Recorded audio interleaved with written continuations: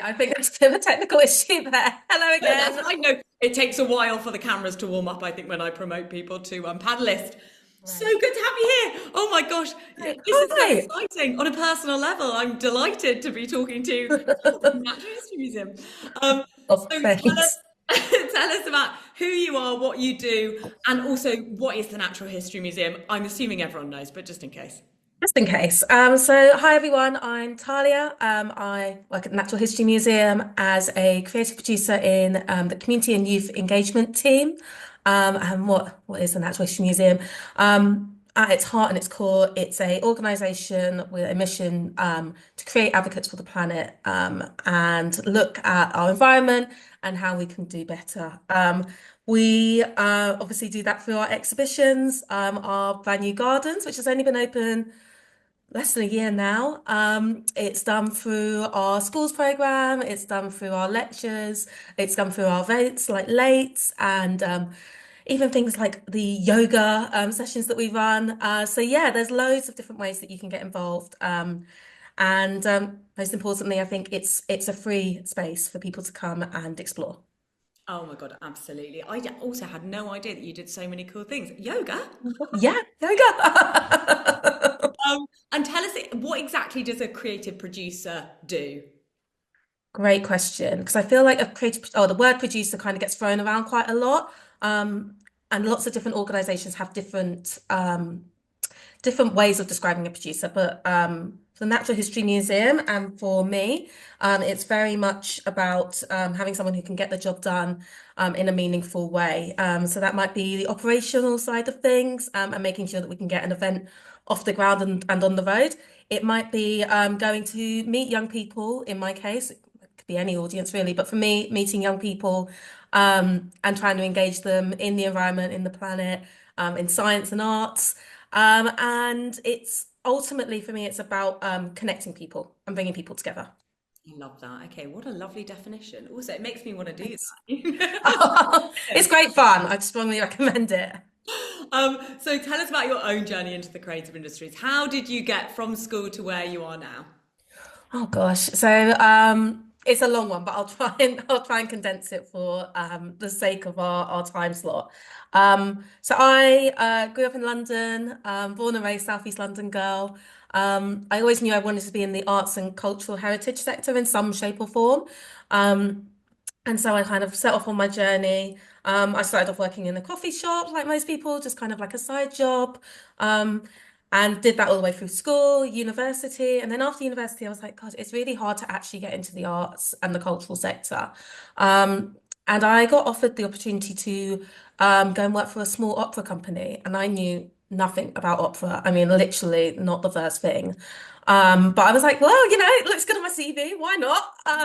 So I went and worked for this opera company. And I worked for them for, gosh, almost 5 years, and kind of built my way up and really formed a love for that art form. I then started volunteering at Somerset House. For those of you who know it, it's a big cultural arts centre in the heart of London. And I saw a job come up for their inclusive talent programs manager, and I thought, well, I might be able to do that, I might not, but you might as well throw your hat in the ring.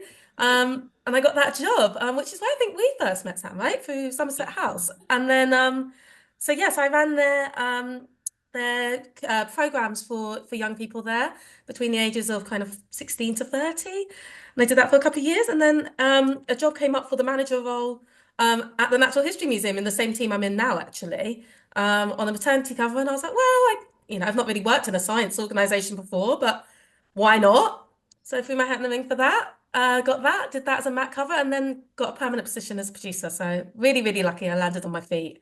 But yeah, biggest advice I can give to anyone watching is, even if you don't quite know the ins and outs of a job, but it sounds like it could be interesting, just try it. You never know what can come from it.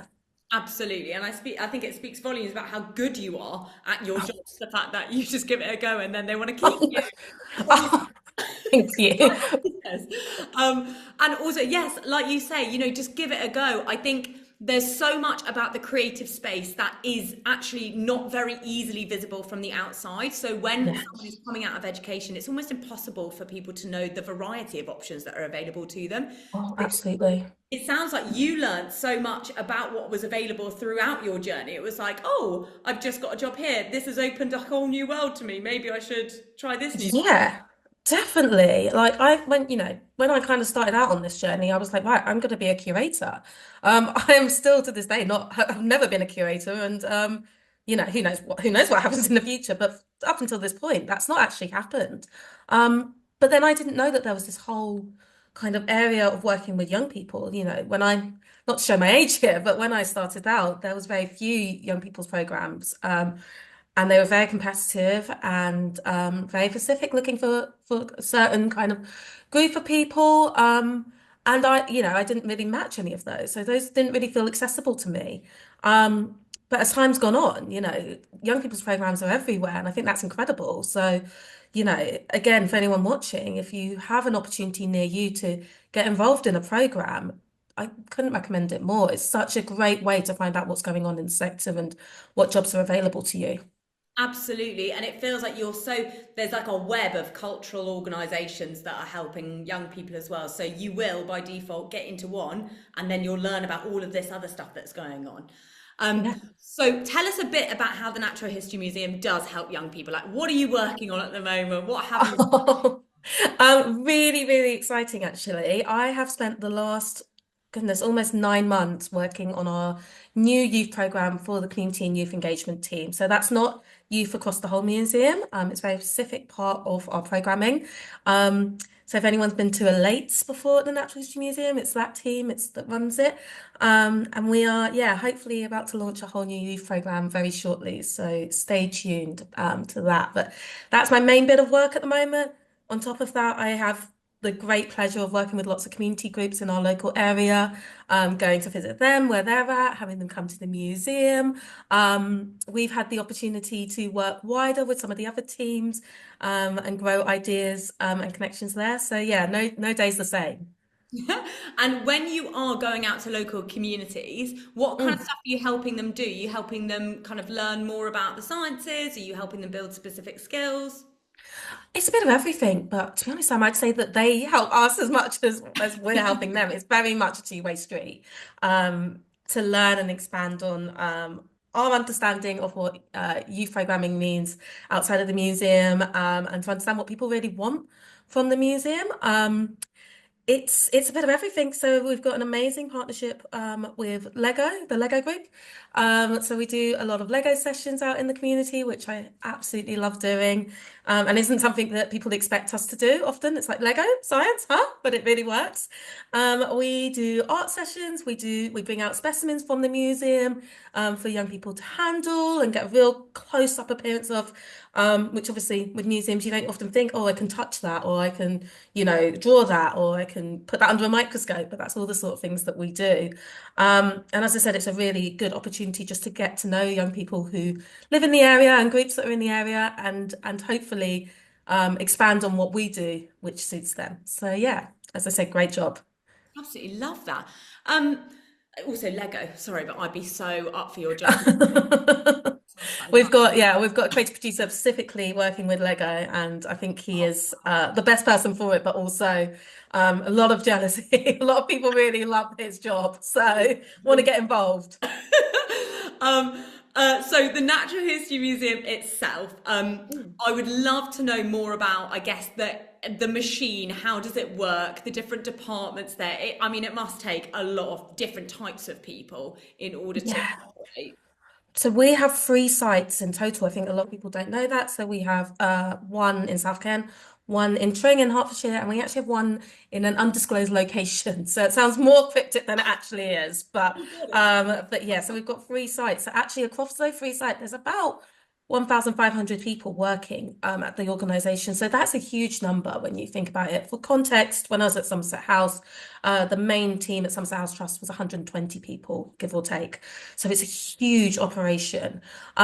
There's really everything that you can think of in relation to kind of organizing a museum of that scale, and also of of doing anything in natural history, there's a job for you really. So we have over 300 scientists working at the museum, which people don't realize, doing live science. We have labs, we have experiments, we have new things discovered by our scientists every day. We have our gardens, as I said, so we have a team of gardeners and a team of volunteers, which are incredible, do an amazing job. I'm part of the learning department, so that's split into loads of different areas. But schools and families, my role is community and youth engagement. There's volunteers and participation. There's really, as I said, there's I could be here forever, but there really is. If you've got an interest in science or biology or the arts or museum and culture, there is really a job at the Natural History Museum. It's phenomenal. So yeah, I definitely check it out if there's any events going on, any careers events there, which through the youth program there will be some coming up. So definitely come check them out. 100%. I mean, 300 scientists, like that is crazy.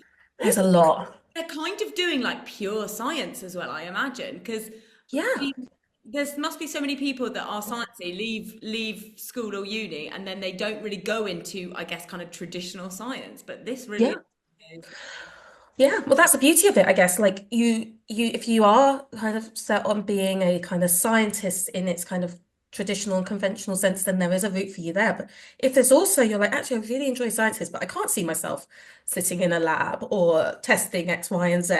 There is a space for you. So it is incredible like that. And also, if science isn't really your thing, but you're like, oh, I kind of wish I knew a bit more about that, or actually I'd like a new way to approach science. There's loads of different options. As I said, the yoga, for instance, there's loads of different things going on. So do check it out.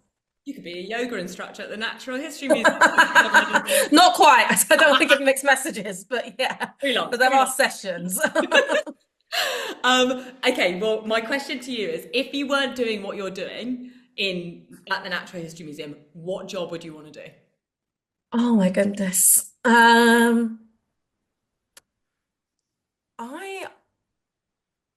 well, two things actually, I guess. One is an artist. I think that was like my dream as a child, is to actually be able to create art. I kind of lost that along the way, but I think if I had all the time in the world, then yeah, I'd go back to creating art. And I think the other thing that I've been thinking about a lot recently is places in conservation with animals. So I'd love to go into kind of some form of conservation. But yeah, honestly, as I said, you never know what's going to come up next. So you could Exactly. Oh just my throw God. your hat in the ring, see what happens. I love that. I feel like everyone's career has 9 lives, and that's what we need to remember. But Yeah. Well, you're I read somewhere at some point, and I don't, correct me if I'm wrong on this, but I heard somewhere that people change their careers 5 times in their lifetime. So not their jobs, their actual careers on average. So I'm like, if that's the case, then like what's stopping you trying something completely new? 100%. And I think we live in a world now where we have access to the internet, we have access to resources most of the time, like information, for example, on the web. And we need to be able to take advantage of that. And to be honest, that's probably, people are now able to change stuff much more easily than they used to be able to. Yeah. So yeah, I can't even imagine how many times these young people watching are going to change their jobs if we're changing every. I'm about to say, no, it's exciting. It's great. I think you learn something new every time you change a job. And so, take that with you. It's really exciting. So, what is your advice in the final minute that we have? What is your advice for young people watching who might want Gosh. to go and work in your sector? Don't be afraid to change. Change is a good thing. Um, don't be afraid to kind of, as I said, if there's something that looks a bit interesting but you don't know too much about, go in there, be honest, say I'm not really sure, but I'm keen to learn. And most of the time that works out. And I think the most important thing that's been a big part of my journey is finding your people. So your family, your friends, colleagues, if you've got them now, or you might have them in the future. That really are invested in your development and really want to see you go all the way to the top.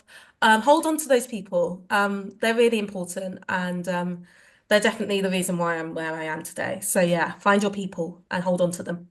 Oh, and that is a wonderful bit of advice. Like, find your tribe, find your hype people, and lean into it. Exactly. Um, Absolutely. Thank you so much for spending the last 15 minutes with us. I really appreciate you being here, and that has been a lovely interview to end on. Oh, I've laughed a lot in our interview. good. It was lovely. Giggles are good. Thank you so much. Some Thank amazing you. bits of wisdom. Mind is blown by some of those stats that you were telling us. So I feel Yeah. like I've got so much out of this. This has been a fantastic. Oh, come and visit us. Come and see us. Definitely. I'll do that. Don't you worry about that. Thank you so much. I'm going to say bye to you now because we're going to move on to the final slot.